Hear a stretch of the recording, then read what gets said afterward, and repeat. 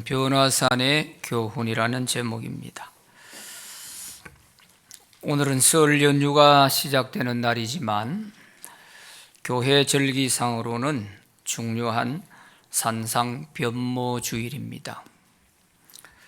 교회 절기는 예수님이 걸어가신 발자취를 따라서 주님의 중요한 행적을 기념하고 그 의미를 마음에 새기면서 우리가 주님이 가신 길을 따라가기 위해서 제정된 것입니다. 산상 변모 사건은 공관복음, 마태, 마가, 누가에 모두 다 기록이 되어 있습니다. 예수님 생애 중에 중요한 5대 사건 중에 하나가 산상 변모 사건입니다. 성육신 사건, 십자가의 고난 사건, 부활 사건, 성천 사건, 그리고 산상 변모 사건, 이렇게 해서 예수님 생애에 중요한 5대 사건 중에 하나일 만큼 중요한 것입니다.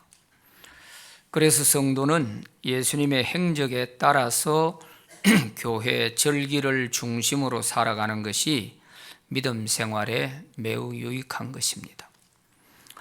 세상의 풍속을 따라 살다 보면 믿음이 떨어지게 되고 시험에 들어 어려움을 겪기도 하고 심지어 믿음에서 실족하기도 하는 것입니다. 그래서 믿음이 약한 사람들은 보면 세상 명절 한번 잘못 세고 믿음 다 잃어버리고 실족하는 사람도 가끔 있습니다. 그래서 교회력을 만들게 됐고 성도들이 주님의 발자취를 따라갈 때에 매우 유익한 믿음 생활을 할 수가 있는 것이죠. 그래서 우리가 교회 절기에 무지하게 되면 깨어있는 신앙인이 되기가 어렵습니다. 항상 우리 신앙생활의 초점이 지금은 예수님께서 어느 시점에 와 있을 때인가 하는 것을 생각하고 그게 바로 교회에서 알려주는 절기를 말하는 것이죠. 그 절기를 기억하면서 하나하나 맞춰서 우리가 이렇게 믿음 생활을 할 때에 우리 믿음이 단단하게 잘 다져지게 되는 것입니다. 변화산 사건은 예수께서 십자가에 돌아가시기 약 46일 전에 있었던 사건입니다. 그래서 사순절이 시작되기 바로 직전 주일을 산상 변모 주일로 정한 것입니다. 그래서 올해는 다음 주일부터가 사순절의 시작이 됩니다. 그래서 오늘이 산상 변모 주일이 되는 것이죠. 예수님은 공생의 종반에 와서 제자들을 데리고 가이사라 빌립보 지방으로 가십니다. 당시에 황제를 신으로 섬기는 그런 때이기 때문에 황제를 숭배하는 황제 신전이 있는 가이사라 빌립보 지역에 가서 황제 신전을 돌아보면서 예수님이 제자들에게 질문을 합니다. 너희는 나를 누구라고 하느냐 하고 물으십니다. 이 질문은 어떻게 보면 3년 반 동안 제자 훈련을 한 마지막 시험 문제와도 같은 것입니다. 그리고 이 질문은 그 당시 황제를 신으로 숭배할 때이기 때문에 로마 황제에 대해서 주라고 불렀어요. 그러니까 너희는 나를 누구라 하느냐 하는 이 질문은 황제가 주님이냐 내가 주님이냐 너희는 어떻게 생각하냐 하는 질문인 것입니다. 3년 반 동안 예수님의 제자로서 훈련받아온 제자들에게 있어서 이 시험 문제를 통과해야 예수님의 제자가 될 수 있는 것이죠. 그런데 아무도 대답을 하지 못하고 있습니다. 그때 마치 베드로가 입을 열어서 주는 그리스도시요 살아계신 하나님의 아들이십니다 하고 대답을 했습니다. 예수님이 기뻐하시면서 베드로를 칭찬해 주시고 비로소 그동안 마음에 깊이 담아두었던 예수님의 고난에 대해서 제자들에게 털어놓고 말씀하십니다. 내가 예루살렘에 올라가서 많은 유대교 지도자들에게 고난을 받고 죽었다가 사흘 만에 다시 살아날 것이다 하고 마음에 깊이 꽁꽁 묻어두었던 그 말씀을 이제 제자훈련 종반에 와가지고 제자들에게 공개를 하신 것입니다. 그러자 제자들은 마음이 매우 불안했을 것입니다. 우리가 지금까지 주님 한 분만 바라보고 따라왔는데 예수님이 죽으시면 우리는 뭐 되냐, 이런 생각을 하면 제자들의 마음이 굉장히 불안했을 거예요. 그런데 예수님은 또 이런 말씀을 하십니다. 누가복음 9장 27절에 보면 내가 참으로 너희에게 이르노니 여기 써 있는 사람 중에 죽기 전에 하나님의 나라를 볼 자들도 있느니라 그랬습니다. 이 제자들이 죽기 전에 볼 수 있는 하나님의 나라, 이게 도대체 뭘까? 하나님의 나라가 무엇일까? 여기에 대해서 여러 학자들의 의견들이 있는데 그걸 요약하면 첫째는 제자들이 볼 하나님의 나라는 변화산상의 경험이다. 두 번째는 예수님의 부활이다. 세 번째는 성령 강림으로 인하여서 복음이 온 세상에 전파되면서 하나님 나라가 세워지는 것이다. 이렇게 요약을 할 수 있습니다. 그런데 변화산상을 왜 죽기 전에 제자들이 볼 하나님의 나라라고 하느냐? 그것은 천국의 맛보기를 보여준 사건이기 때문입니다. 예수님은 변화산에서 펼쳐진 천상의 세계를 제자들에게 보여주심으로써 마음의 불안과 두려움 대신에 천국의 소망을 갖게 해 주려고 하셨던 것입니다. 예수님의 변화산 사건을 통해서 우리가 배워야 할 교훈이 무엇일까요? 세 가지로 말씀드립니다. 첫째는 고난이 다가올 때 기도하라 하는 말씀입니다. 고난이 다가올 때 기도해야 된다 하는 이 교훈을 주십니다. 오늘 본문 28절, 29절 말씀에 보면 예수께서 베드로와 요한과 야고보를 데리고 기도하시러 산에 올라가사 기도하실 때 용모가 변화되고 그 옷이 휘어져 광채가 나더라 그랬습니다. 예수님은 십자가의 고난이 다가오자 제자들을 데리고 높은 산에 올라가셔서 기도하셨습니다. 오늘 본문에는 그저 기도하시러 산에 올라갔다 이렇게 되어 있지만 마태복음과 마가복음을 같이 비교해 보면 마태, 마가에서는 높은 산에 올라가셔서 기도하셨다고 했습니다. 높은 산에 올라갔다. 이 높은 산이 어느 산이냐 하는 것에 대해서도 학자들의 여러 견해가 있지만 대체로 이스라엘 북쪽에 있는 헐몬산이다 이렇게 봅니다. 해발 2850m가 되는 헐몬산에 기도하러 가셨다 이렇게 보는 것입니다.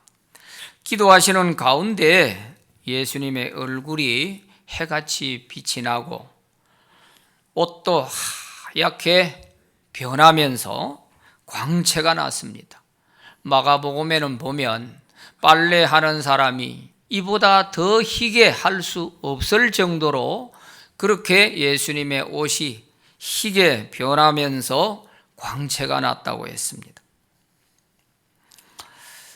그때 갑자기 먼저 천국에 간 모세와 엘리야가 나타나서 영광스러운 모습으로 예수님과 함께 긴밀한 대화를 하셨습니다.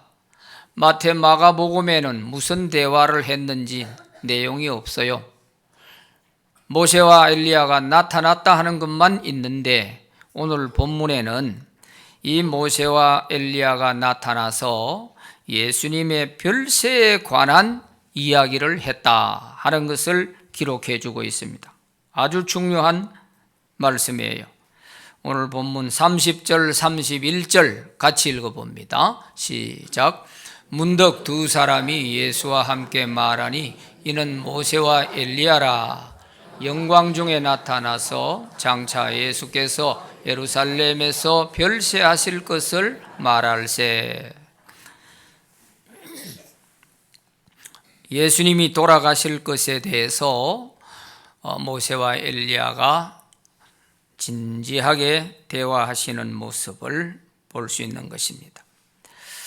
아마 이때 영광스러운 예수님의 이 모습은 아마도 예수께서 세상에 내려오시기 전에 하나님과 함께 계실 때의 그 모습이었을 것이다, 이렇게 생각이 됩니다. 이 영광되고 황홀한 모습을 지켜본 제자들은 어떤 마음이 들었을까요? 예수님이 많은 고난을 받고 돌아가신다고 말씀을 하시는데, 그런데 예수님의 모습을 보면 마치 아무 일도 없는 사람처럼 이렇게 태연하신 것을 보면 이해가 잘 되지 않았죠. 그런데 이 변화산에서 예수님께서 천상의 모습을 이렇게 보여주셨을 때는 제자들의 마음이 달랐을 거예요. 우리 선생님이 내가 고난받고 죽는다고 하시면서도 이렇게 마치 아무 일 없는 것처럼 태연하게 이런 모습으로 살아가시는 것은 저 천상, 예수님이 하나님께로부터 왔다고 하셨는데 다시 돌아갈 저 하나님 나라를 알고 계시니까, 그래서 죽음도 두려워하지 않고 조금의 두려움이나 초조한 모습이 예수님에게는 전혀 없구나 하는 이런 것을 느꼈을지 모릅니다.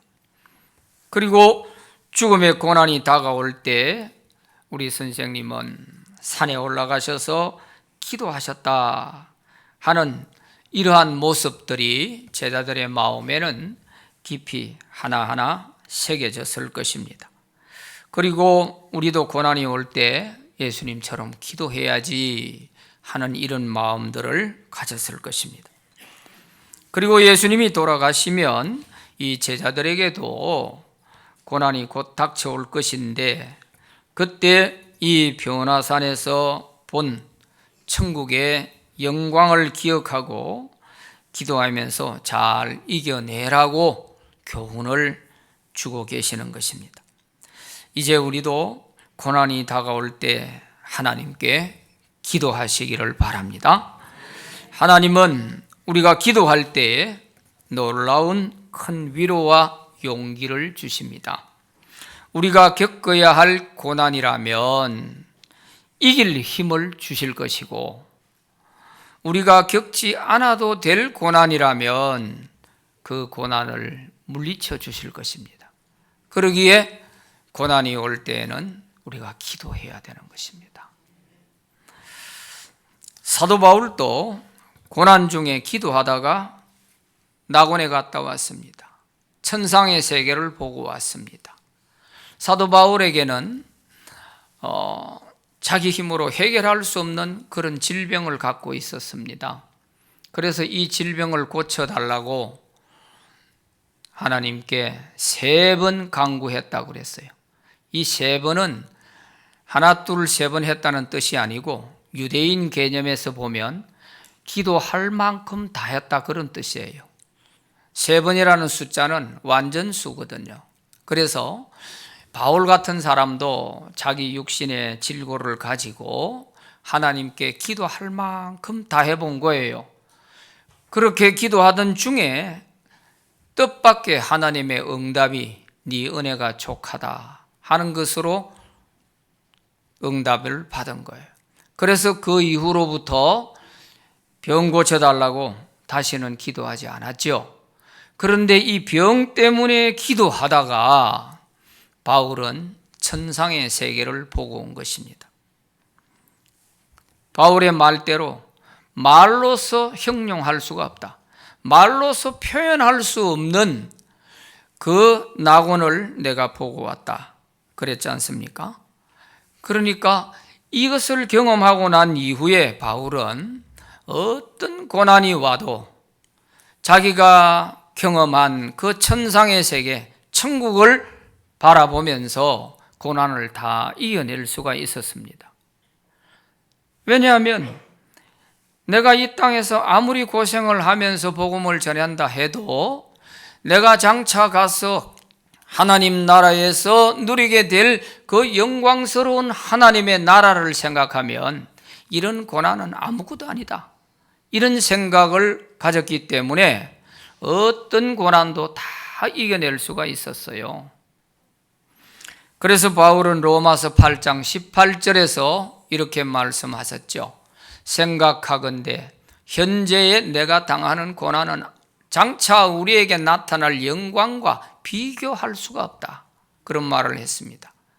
아무리 내가 이 땅에서 복음 전하면서 온갖 고난을 다 겪어도 장차 내가 하나님 나라에 가서 누리게 될 그 영광과는 비교가 안 된다. 이런 거예요. 사람의 심리가 그렇지 않습니까? 현재 내가 가진 이것을 놓지 못하는 이유가 뭐냐 하면 더 좋은 것이 없기 때문에 이거 놓으면 죽을 줄 생각하는 거예요. 그래서 쥔 것을 못 놓는 거예요.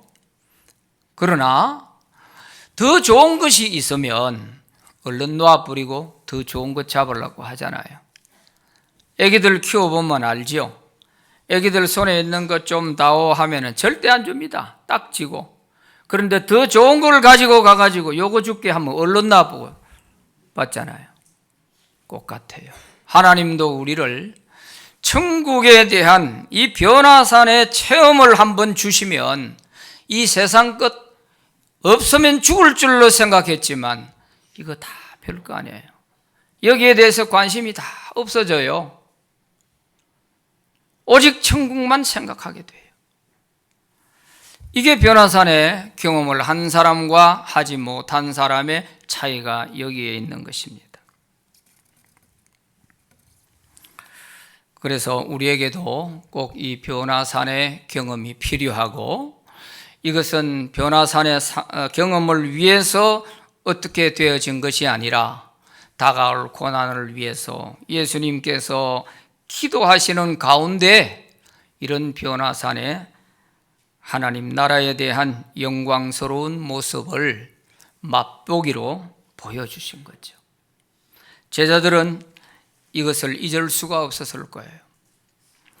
두 번째 교훈은 예수님이 하나님의 아들이시다 하는 교훈입니다. 9장 35절 본문 말씀에 보면 구름 속에서 소리가 나서 이르되 이는 나의 아들 곧 택함을 받은 자니 너희는 그의 말을 들으라 하고 이렇게 기록되어 있습니다. 제자들은 깊이 졸다가 깨어보니 예수님과 모세, 엘리야가 마주 얼굴을 하고 진지하게 대화하는 황홀한 그런 영광스러운 모습을 보게 된 것입니다. 그러자 베드로가 입을 열어 말을 합니다. 주여, 우리가 여기 있는 것이 좋겠습니다. 우리가 초막셋을 지을 테니 하나는 주님을 위해, 하나는 모세를 위해, 하나는 엘리야를 위해 우리가 잘 모시겠습니다. 여기 삽시다 하고 말을 했던 것이죠. 그 말을 하는 순간 갑자기 구름이 그들을 덮었습니다. 그러자 제자들은 또 두려워서 땅에 엎드렸습니다. 그때 하늘로부터 음성이 들려왔습니다. 이는 내 사랑하는 아들이요 내 기뻐하는 자니 너희는 그의 말을 들으라 하고 음성이 들려왔습니다. 마태복음 17장 5절에 이렇게 기록되어 있습니다. 그런데 오늘 본문에서는 그저 간단하게 이는 나의 아들 곧 택함 받은 자니 너희는 그의 말을 들으라 이렇게 되어 있죠. 그래서 이는 내 사랑하는 아들이요 내 기뻐하는 자니 너희는 그의 말을 들으라. 내 사랑하는 자요 내 기뻐하는 자다 하는 이 말씀은 예수님의 공생의 초기에 세례를 받고 물에서 올라오실 때 하늘로부터 들려졌던 음성이지요. 이때는 예수님이 제자들을 택하지도 않으실 때잖아요. 그러니까 예수님이 들으시고 자기 인식에 도움이 된 것이지만, 그러나 이제는 공생의 종반에 와가지고 이 음성을 다시 들려주는 것은 제자들을 위한 것입니다. 제자들이 예수님이 돌아가신다고 하니까 불안하고 초조해지고 흩어져 있는 그 마음을 하나님이 아시고 바로 잡아주시기 위해서 너희들이 지금까지 믿고 따라왔던 이 예수, 너희들의 그 선생이라 하는 이 예수는 내 사랑하는 아들이요 내 기뻐하는 자다. 내가 보낸 너희들의 구세주다, 메시아다 하는 것을 확인시켜 주심으로써 제자들의 흔들리는 믿음이 바로 잡히게 되는 것입니다. 하나님이 다시 확인시켜 주시는 것으로 볼 때에 우리가 믿고 따랐던 이 예수님이 틀림없이 구세주가 맞구나, 우리가 잘못된 게 아니구나 하는 것을 확인하게 된 기회가 된 것이죠. 특히 변화산에서 모세와 엘리야가 나타나서 예수님과 함께 예수님의 별세에 관해서 대화를 하신 이것도 예수님이 메시아시다, 예수님이 하나님이 보내주신 아들로서 구세주시다 하는 것을 증명하는 것입니다. 모세는 율법의 대표자지 않습니까? 율법을 하나님께로부터 받아서 그 율법을 이스라엘 백성들에게 가르치게 하고 생활에 담게 만들었던 사람이 모세잖아요. 그런가 하면 엘리야는 모든 선지자들의 대표자이죠. 율법의 대표자와 선지자들의 대표자, 이게 뭘 의미하느냐 하면 구약 성경 전체에 가르치는 말씀입니다.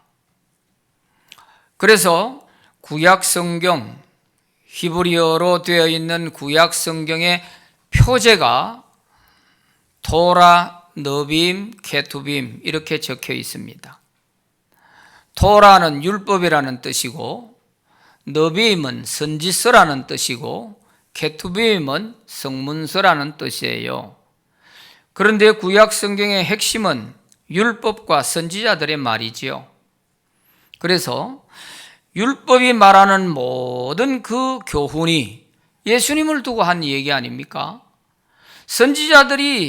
모든 선지자들이 다 외치고 전해준 말씀이 다 예수님에 대한 말씀 아닙니까?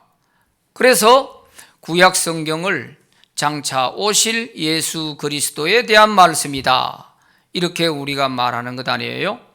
그런가 하면은 신약 성경은 오신 예수 그리스도, 이렇게 우리가 말하지 않습니까? 그러니까 모세와 엘리야는 구약 성경이 말하는 모든 그 말의 핵심이 바로 예수 그리스도다 하는 내용을 담고 있는 것이죠. 그것은 곧 예수님이 메시아다, 예수님이 하나님의 아들로서 우리를 구원하러 오신 메시아다 하는 이것을 시각적으로 황홀한 상태에서 천상의 세계 속에서 한 장면을 제자들에게 보여주신 거예요. 예수님도 친히 이런 말씀을 제자들에게 하셨습니다. 요한복음 5장 24절에 내가 진실로 진실로 너희에게 이르노니 내 말을 듣고 또 나를 보내신 이를 믿는 자는 영생을 얻었고 심판에 이르지 아니하나니 사망에서 생명으로 옮겼느니라 그랬습니다.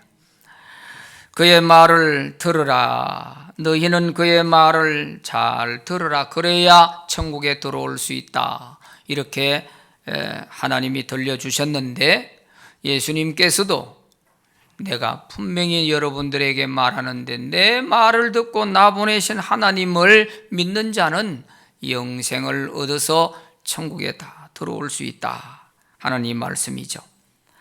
그러므로 이제 우리는 예수님이 일러주신 모든 성경 말씀을 잘 듣고 순종함으로써 살아서 복받고 세상 떠나서 천국에서 영광을 누리게 되시기를 바랍니다. 세 번째는 예수님만 바라보고 살아라 하는 교훈입니다. 구름 속에서 하나님의 음성이 들린 후에 모세와 엘리야는 떠나고 예수님만 본래의 모습으로 돌아왔습니다. 구름 속에서 두려워하고 있던 제자들에게 다가오신 예수님은 제자들에게 손을 대시며 일어나라, 두려워하지 말라 하시면서 제자들을 격려했습니다. 제자들이 눈을 들고 주변을 살펴보니까 오직 예수 외에는 아무것도 보이지 않더라 그랬습니다.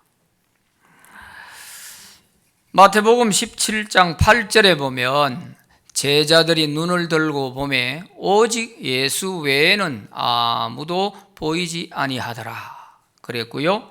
오늘 본문에서는 9장 36절에 소리가 그치매 오직 예수만 보이더라 이렇게 기록이 되어 있습니다. 세 제자의 눈에는 오직 예수님 외에는 아무것도 보이지 않더라는 것이지요. 변화산에서 천상의 세계를 체험한 제자들의 고백입니다. 천상의 세계를 본 사람들에게는 예수 외에 다른 것이 안 보인다는 것이죠. 그래서 이 말씀에는 영적으로 중요한 의미가 담겨 있는 것입니다. 변화산의 영광을 경험한 사람에게 다른 것이 보이면 안 돼요. 오직 예수만 보여야 하고 그 예수님만 바라보고 살아가야 한다는 뜻입니다. 천국의 영광을 맛본 사람은 세상 것에 관심이 없어요. 오직 천국에 들어가기 위해 예수님만 바라보고 살아가게 되는 것입니다. 이런 사람이 변화를 경험한 사람이고, 이런 사람이 천국을 믿는 사람이요 거듭난 사람이며 구원받은 사람이라고 할 수 있습니다. 그러나 변화산을 경험하지 못한 사람은 예수님 외에 더 좋은 것이 너무 많이 보이는 것입니다. 예수님보다 더 좋은 것이 너무 많은 거예요. 그래서 예수님을 찬양하며 섬기는 것보다 세상이 주는 즐거운 일들이 너무 많다 보니까 교회 가기 싫은 거예요. 교회 가서 천국 지옥 얘기 들어보면 너무 고리타분하고 너무 재미가 없어요. 그러나 변화산의 경험을 통해 천국을 경험한 사람은 찬양을 불러도 달라요. 주 예수보다 더 귀한 것은 없네. 주 예수보다 더 귀한 것은 없다. 이것은 정말 변화산의 경험을 통해 천상의 세계를 믿을 수 있는 사람만이 부를 수 있는 거예요. 이거 없이 주 예수보다 더 귀한 것 없네? 없기는 뭐가 없어요. 귀한 게 너무 많은데 이 세상 행복과 바꿀 수 없네. 정말 그렇게 할 수 있겠어요? 이 세상 행복과 이 세상 부귀와 명예와 바꿀 수 있겠습니까? 그게 변화산의 경험을 한 사람만이 이 찬양이 될 수 있는 거예요. 영죽을 내 대신 돌아가신 그 놀라운 사랑 잊지 못해 그 사랑 다 사라졌어요. 날 대신에 돌아가신 예수님의 그 사랑 다 잊어버렸어요. 그러니까 안 되는 거예요. 세상 즐거움 다 버리고 세상 자랑 다 버렸네? 못 버려요. 버릴 수가 없어.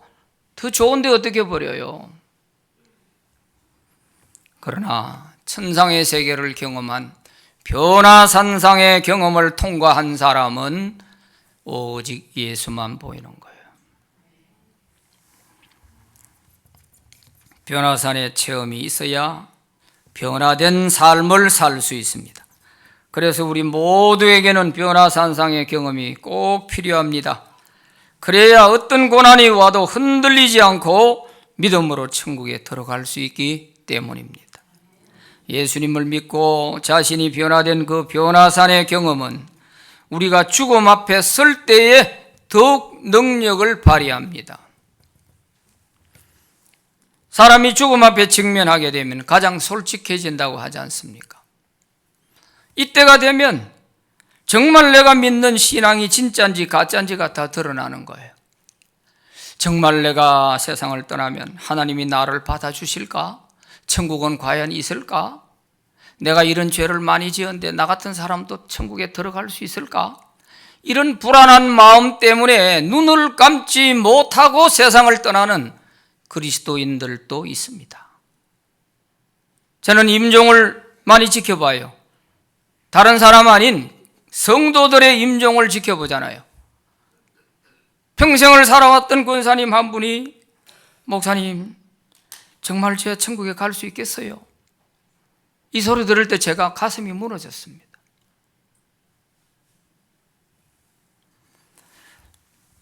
변화산을 목격한 사람은 그렇지 않아요.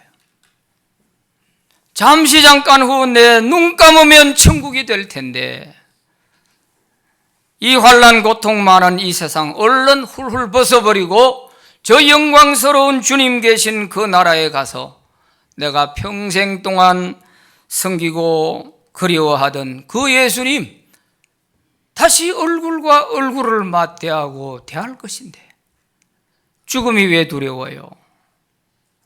죽음이 두려울 이유가 없지요. 조금이라도 더 빨리 주님 품에 안기고 싶지요. 이게 변화산의 경험을 한 사람이에요.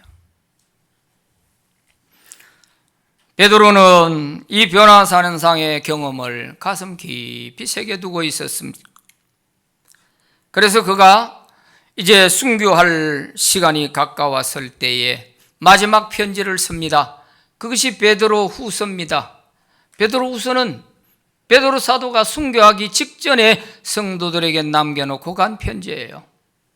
거기에 보면 성도들을 권면하면서 자신은 지금 십자가의 죽음을 앞에 놓고 있는데 이렇게 권면합니다. 베드로후서 1장 17절 18절 우리 같이 한번 읽어봅니다. 시작. 지극히 큰 영광 중에서 이러한 소리가 그에게 나기를 이는 내 사랑하는 아들이요 내 기뻐하는 자라 하실 때에 그가 하나님 아버지께 존귀와 영광을 받으셨느니라. 이 소리는 우리가 그와 함께 거룩한 산에 있을 때 하늘로부터 난 것을 들은 것이라. 아멘. 나 이제 곧 순교하면 주님 계신 곳에 갈 거야.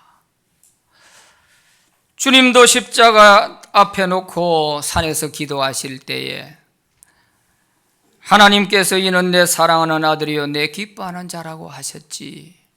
그때 하나님 영광 받으셨지. 이걸 생각하면서 그가 십자가를 앞에 놓고 순교를 이겨낼 수 있는 힘이 됐던 거예요. 그게 두렵지를 않았던 거예요. 잠시 잠깐 지나면 나도 주님 계신 그 영광된 하나님 나라에 간다 하는 이런 생각을 가지니까 얼마든지 그 순교도 이겨낼 수 있었던 것이지요. 그게 뭐예요? 거룩한 산에 있을 때 그랬잖아요. 이 변화산에서 경험했던 그 장면을 베드로는 가슴 깊이 담아두고 있었던 거예요.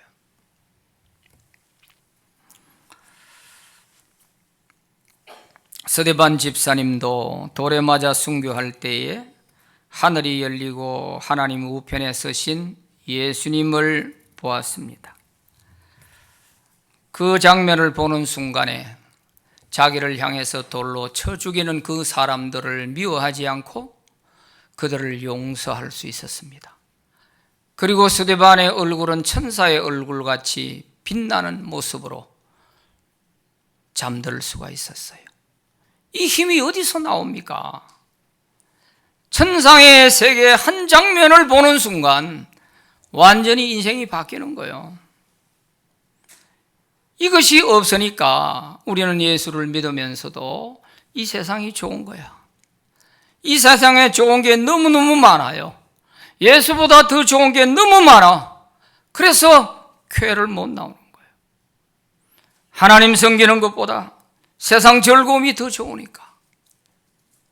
여러분, 그러니까 우리에게 이 변화산의 경험이 반드시 필요한 것이죠. 사도행전 7장 55절 56절 같이 읽어봅니다. 시작. 스데반이 성령 충만하여 하늘을 우러러 주목하여 하나님의 영광과 및 예수께서 하나님 우편에 서신 것을 보고 말하되 보라, 하늘이 열리고 인자가 하나님 우편에 서신 것을 보노라. 아멘. 예수님이 하나님 우편에 서서 두 팔 벌리고 스데반아 어서 오너라 하고 계시는 이 모습을 본 거예요. 이 모습을 보니까 스데반의 마음에는 원수든 뭐든 다 사라지고 그저 그 천상의 세계를 생각하면서 자기를 향해 돌을 던지는 그 사람들을 다 용서하고 천사의 얼굴처럼 빛나는 얼굴로 그렇게 편히 잠들 수 있습니다. 잠들었다, 이렇게 성경이 기록하고 있어요. 잠들었다. 돌에 맞아 죽는 사람이 어떻게 그렇게 편안하게 잠자는 사람처럼 그렇게 되겠어요? 될 수가 없지. 온갖 인상을 쓰고 이를 갈면서 두고 보자 이래야 될 텐데 그게 아니었단 말이죠. 그래서 우리가 이 변화산상의 경험이 얼마나 중요한지 몰라요. 현신의 군사 하면 모르는 사람이 거의 없을 정도로 아마 기성세대들은 잘 알죠. 이 부산 구덕운동장에 와서도 병자들을 위한 집회를 많이 했고요. 그분 때문에 아마 이 부산에도 병 고침 받은 사람이 수없이 많을 거예요. 그런데 그분도 잠시 죽었다가 천국과 지옥을 보고 온 거예요. 그리고 와서 완전히 인생이 바뀌었습니다. 자기는 주의 일, 주님의 이름으로 수많은 병자들 고쳐주고 이렇게 좋은 일 많이 했으니까 주님께서 참 칭찬해 주시리라 이래 생각을 하고 살아왔는데 그가 죽어서 주님을 만났을 때 주님, 제가 한국에서 온 현신의 권사입니다 하니까 주님이 나 너 모른다 그러더라는 거죠.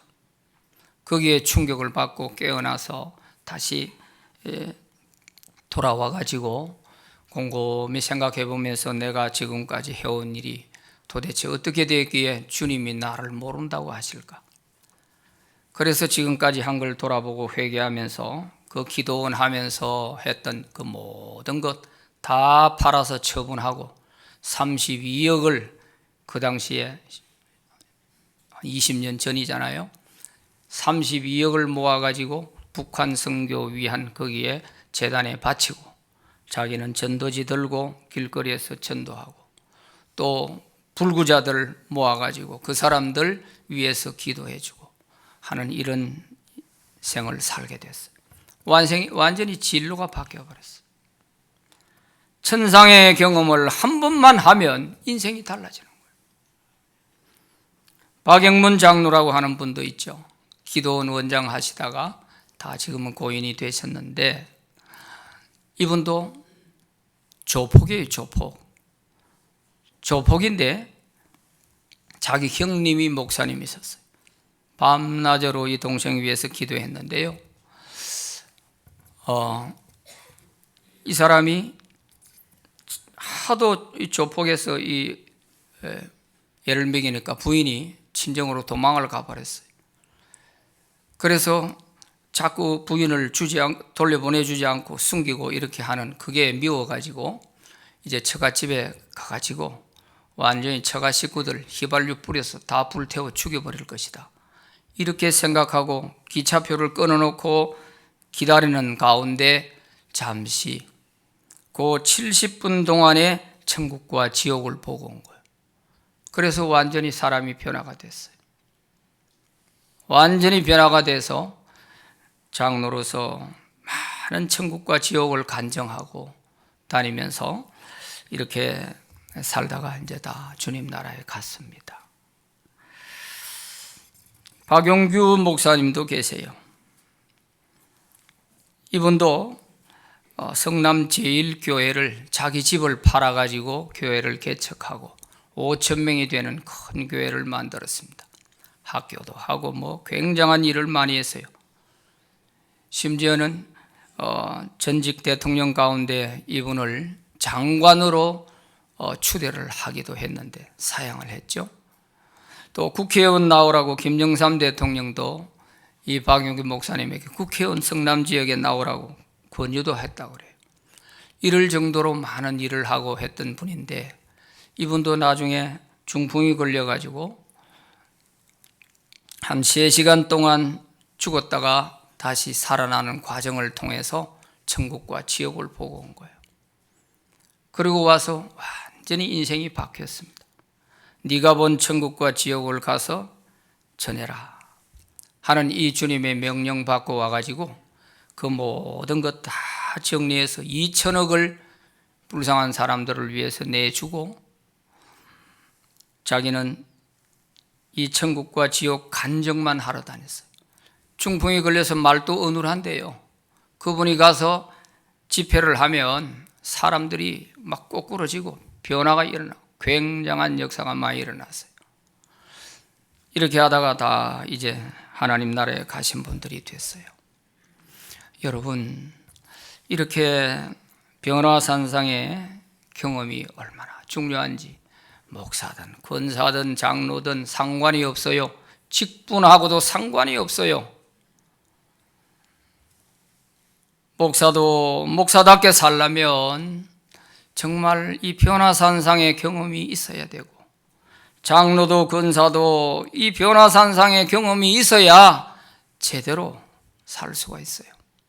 이게 없으니까 순간순간 옛사람의 모습이 튀어나오게 되고 그런 거죠. 이렇게 우리는 가면을 쓰고 살아서는 안 돼요. 이거 빨리 벗어버리고 우리는 정말 변화산의 경험을 통해서 거듭난 사람으로 살아야 됩니다. 변화산의 교훈을 마음에 깊이 새기시고 고난이 올 때 기도하고 오직 예수님만 바라보고 끝까지 믿음 지키며 살아가는 저와 여러분들 되시기를 바랍니다. 기도합시다.